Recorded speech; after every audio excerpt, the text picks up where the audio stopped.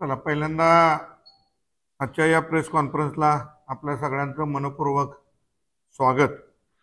आज एक विशिष्ट विषयासाठी आपल्या सगळ्या प्रसार माध्यमांना या ठिकाणी बोलवलेला आहे। विशेष आणि आनंददायी एवढ्यासाठी की भारताच्या इतिहासामध्ये भारताचे पंतप्रधान विश्वगुरु विकास पुरुष आदरणीय नरेंद्र मोदी साहेबांनी जे निर्णय घेतले धाडसाचे, या देशाच्या सर्वसामान्य नागरिकांच्या हिताचे, त्यातलाच एक निर्णय परवा मोदी सरकारनं घेतला।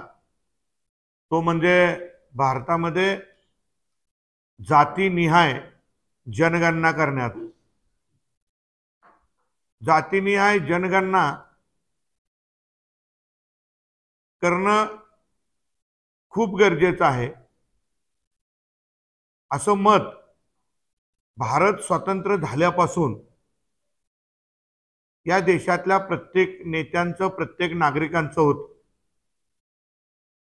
इंग्रजांच्या राजवटीमध्ये शेवटची जातनिहाय जनगणना 1936 ला झाली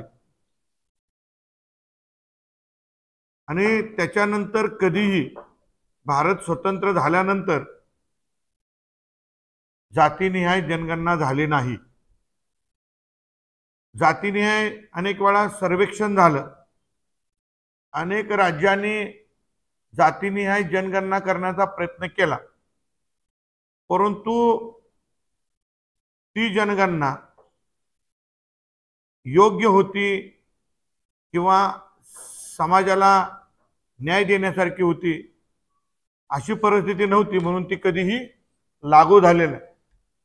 खरं तर 2014 ला भारतीय जनता पार्टीच्या नेतृत्वात, नरेंद्र मोदी साहेबांच्या नेतृत्वात भारतीय जनता पार्टीचं सरकार केंद्रात आलं। दर 10 वर्षांनं जनगणना होत असते आणि 2021 ला जातीनिहाय जनगणना करण्याचं ठरलं, पण कोरोनाच्या महामारीमुळे ती जनगणना थांबवण्यात आली।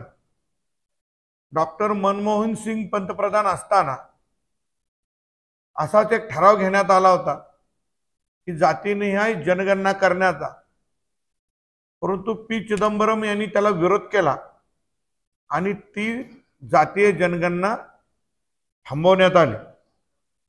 त्यामुळे पहिल्यापासून जातीय जनगणनेला काँग्रेसचा विरोध राहिलेला आहे। त्या काळामध्ये सुद्धा जातीय जनगणना करावी अशी मागणी भारतीय जनता पार्टी नेहमी करत होती आणि आता त्याला मूर्त स्वरूप आलेलं आहे। भारतामध्ये अनेक जाती, अनेक जमाती सुखानं गुण्यागोविंदानं सौहार्दाच्या वातावरणामध्ये राहत आहेत आणि सामाजिक एक बांधिलकी घेऊन सगळी लोक भारताच्या प्रगतीला हातभार लावत आहेत। परंतु गेल्या 70-75 वर्षामध्ये भारत स्वतंत्र झाल्यानंतर ज्या पद्धतीनं जातीय विषमता नष्ट झाली पाहिजे, जे छोटे छोटे समूह आहेत त्यांची संख्या निश्चित करून त्यांच्या आर्थिक उन्नतीसाठी पाठबळ दिलं गेलं पाहिजे, असं गेल्या 75 वर्षात झालं नाही। SC ST ही लोकसंख्या मोजली गेली, परंतु OBC लोकसंख्या मोजली गेली नाही, ओपनची लोकसंख्या मोजली गेली नाही। त्यामुळं जातीनिहाय जो समतोल त्या भारत देशाचा आहे त्याच्यामध्ये क्लॅरिटी नव्हती, सुसूत्रता नव्हती, स्पष्टता नव्हती। त्यामुळं भारतीय जनता पार्टीच्या नेतृत्वात नरेंद्र मोदी साहेबांनी मंत्रिमंडळामध्ये निर्णय घेतला की येणाऱ्या कालावधीमध्ये भारतामधल्या सर्व जातीनिहाय जनगणना करायची आणि प्रत्येक जाती जमाती समूहाला शासनाचा लाभ कसा देण्यात येईल या संदर्भात निर्णय घेण्यात आला। खरं तर याच्यामुळं राजकीय आरक्षण असेल, सामाजिक आरक्षण असेल, शैक्षणिक आरक्षण असेल, हा ज्याचा वाटा त्याला दिला जाईल। विनाकारण कमी संख्या असताना जादाचा लाभ घ्यायचा अनेक ठिकाणी प्रयत्न होतोय, तो कुठेतरी थांबवला जाईल आणि सगळ्यांना समान धाग्यात बांधलं जाईल आणि ज्याचा त्याला वाटा त्या ठिकाणी दिला जाईल। म्हणून अनेक वर्षापूर्वीची ही मागणी, अनेक वर्षापासूनची ही मागणी सातत्यानं भारतातले जनप्रतिनिधी करत आहेत आणि त्याला मूर्त स्वरूप या ठिकाणी नरेंद्र मोदींनी दिलं आणि परवा निश्चित केलं की भारतामध्ये येत्या काही दिवसामध्ये जातीनिहाय जनगणना करणार। आणि म्हणून आज सकाळी अख्ख्या भारतामध्ये, महाराष्ट्रामध्ये भारतीय जनता पार्टीच्या वतीनं जागोजागी पेढे, लाडू वाटून या निर्णयाचं स्वागत करण्यात आलं, आनंदोत्सव साजरा करण्यात आला। खरं तर काँग्रेसच्या नेत्यामध्ये चढाओढ लागलेली आहे की जातीय जनगणना ही आमच्या दबावामुळे सरकारनं केली।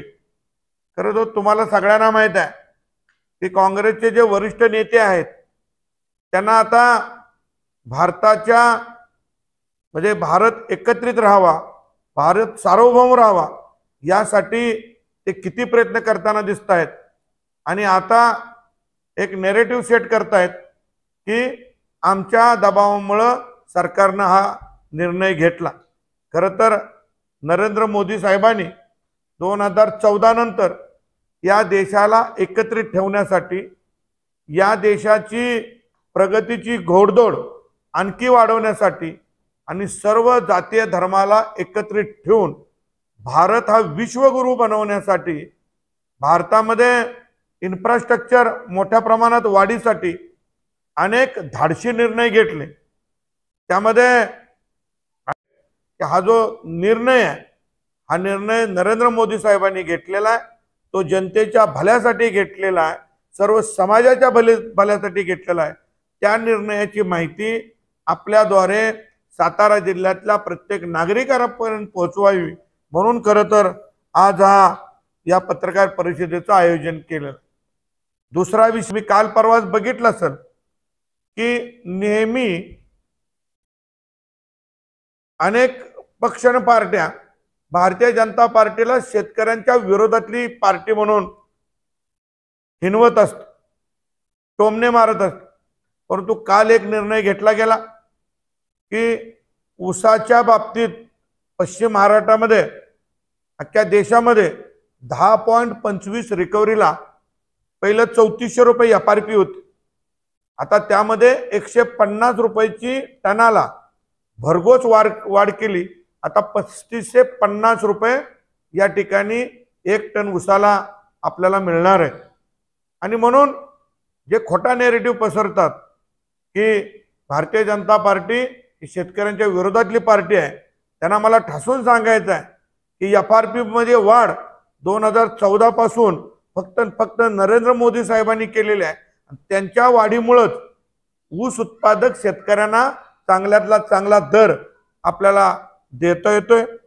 तिसरी सगळ्यात महत्त्वाची आनंदाची बाब आहे आणि ती सगळ्यात तुम्हाला पण स्वाभिमानाची आहे, आनंदाची आहे। या ठिकाणी महाराष्ट्र सरकारला 100 दिवस पूर्ण झाले आणि 100 दिवसाच्या कार्यकालामध्ये आमचे नेते आदरणीय मुख्यमंत्री देवेंद्र फडणवीस साहेबांनी प्रत्येक मंत्र्यांना टास्क दिला होता, एक जबाबदारी दिली होती आणि त्याचा लेखाजोखा करून 100 दिवसामध्ये प्रत्येक मंत्र्यांचं रिपोर्ट कार्ड त्या ठिकाणी मांडण्यात आलं।